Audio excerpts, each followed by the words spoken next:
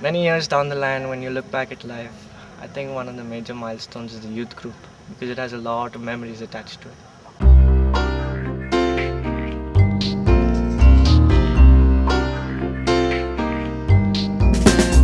I love the mustard seed a lot because I think we learn to appreciate each person individually.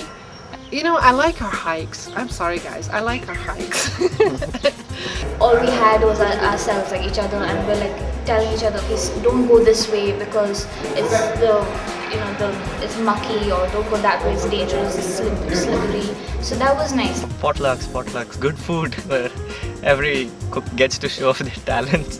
It's funny how something as small as playing a song together not only hones our talents individually, but helps us to get along so much better as a group.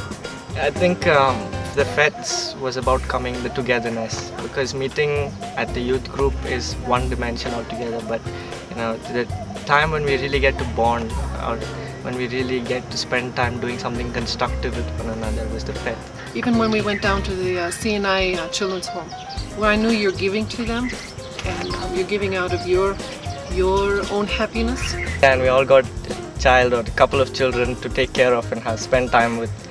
And it was really funny because at the end of it, it became a matter of competition as to whose child or whose often kid is having more fun or is better talented, or who's taught the children most amount of things. Last year, we went to this Nilshi camp. And I also remember the tracks we went in. We went up. It was raining, and we went in the tracks. And the driver was really excited. I don't know what he had drunk.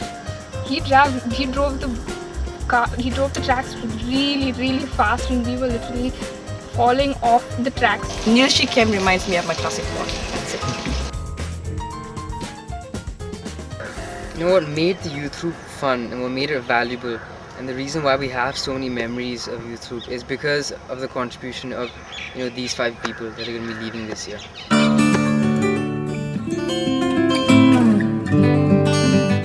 Delight he's extremely refreshing. I think when you see him, I don't know, for some reason, if I've had a bad day and you see Delight, it's refreshing to meet him. I remember the time when Delight was telling us about his internship visit and what he did during his internship, and he was talking about the outhouses and how he made the outhouses. And instead of saying we were digging and digging, he was like, I was dugging and dugging. And Auntie Ruth and Rachel and me, all of us were literally on the floor rolling with laughter. I enjoy Delight for his eccentricity. I would say Delight is a very thoughtful person. To get a different perspective, I would often talk to Delight. Different perspective on people, relationships, matters of the heart. I used to call him in the middle of the night, or even before it's dawn, when the whole world is sleeping and then under deep slumber.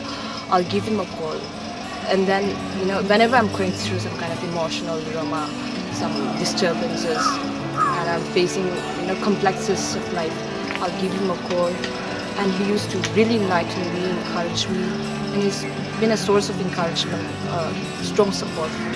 Delight, fellow musician, my guitar guru, my fellow sportsman and fellow Christian. He lives his life out of the box in terms of he experiences God and the world outside of the parameters of the normative, and yet he is very capable of working within the framework of the box when needed. Solomon, my fellow Maharashtrian. Solomon, when I first encountered him, I thought he is a person who will never talk. And I was like, oh God, I was just waiting for Solomon to talk and say something because I wanted to hear his voice. Probably like the Bible tells us, the greatest wisdom that Solomon exercises is silence. Later on, I came to realize and see, that he's a person who is slow, very gradual, but very calculative. That's the best bonus point in him. Solomon, very encouraging. He encouraged me a lot. This year we went to Nilshi, and unfortunately we left Solomon behind. I don't know what he was doing. I think he was sleeping, or he had gone to the bathroom or something, but somehow we left him behind. something nice I learned about, like found out about Solomon recently, was that he knows how to sketch. So I really like that. I mean, I don't think I have time to take that lessons from him, but that sketching thing is like kind of fascinating. Ashish, I appreciated Ashish because I have appreciation for many things. The thing I think I really value about Ashish is that he was the first one that I talked to about helping me with the youth group. Ashish. Ashish is like many people to me at once. He's a client of mine because I worked with him, and he's my youth leader, and he's my friend. Ashish Bhaiya, I call him Bhaiya because like I'm so much attached to him and his wife, Phami, and then there's a kind of a family sibling relationship with him. So if anytime I have a problem with my laptop, Bhaiya, and I'll give him a call and then trouble him. He's like very intellectual, and you could have good intellectual arguments with him. And he's a good person because if you argue with him, you won't take it personally. He's very logical. So being very logical, and he applies reason. So his thought and his reasons will govern his judgment. And so I've always relied on him for that angle. So late in the night, I was walking home, and Sushant was filling water at the water hole, and he said he just like turned around and said hi, and he's like, "Would you like some chocolate?" And I like chocolate, so I said, "Okay, fine, yeah," and he gave me chocolate. Sushant, he's a man of hugs, man. Every time I meet him, I just give him a hug. There's nothing much I can talk to him, but it says so much. It's not like he saved my life when I was starving or something, but it was just a nice thing, just to be given chocolate at the end of the day, I guess. He's very good with that, and very committed to when he starts it, he's going to finish it. And he's going to be there, and he's going to listen and try to correct and amend things if needed. Like I've seen a lot of leadership quality in him. Yeah, I really want to thank Delight and Sushant for encouraging me. I used to have a lot of talks with them, and they always, with every talk we had, they used to always encourage me. Ashish and Sushant, they are very naughty, but very encouraging as well.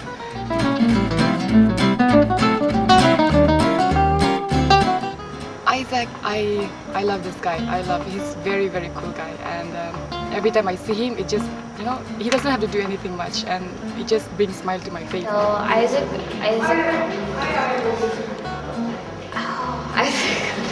I see Isaac every day. It's very hard to have youth group in your home and not show up, when you don't feel like it. But Isaac is like almost like a brother to me.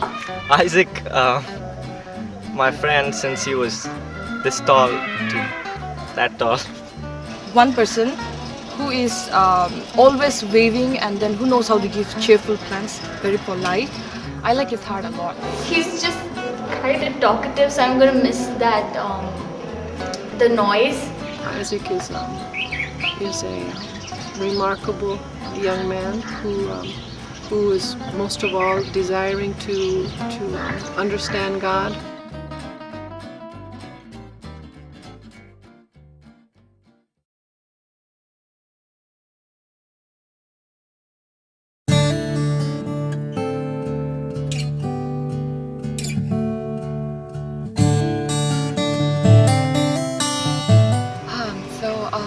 I guess it's time to say goodbye to some of our friends. Yeah, how do you say goodbye? Goodbye to friends. I'll be missing them a lot. I know I'll be missing them a lot. The only thing I can say is really humanly speaking, I'm going to miss you. You've been with me since the beginning. We've been doing this for the last almost 4 years now.